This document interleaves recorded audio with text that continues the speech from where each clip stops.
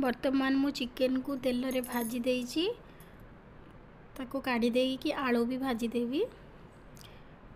आलू टिके golden colour हो गले ताको हमें काढ़ी दबा।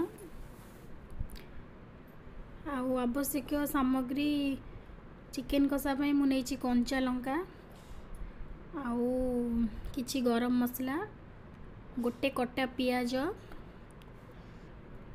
आउ गोटे टमाटो कटा आउ किछि जीरा तेल कढ़ई रे दे देछि। तेल गरम हेलानी से टिके कलर भावे मु चीनी दे देछि। कलर हेला पर चीनी दे देछि तापर मु कंचा लंका को भी पकई देवी।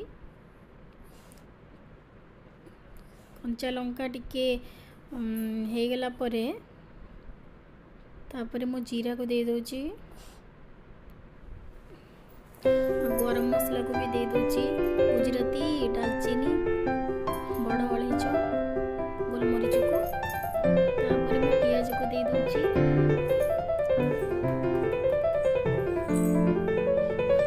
पियाज भी सेमती गोल्डन ब्राउन हे गला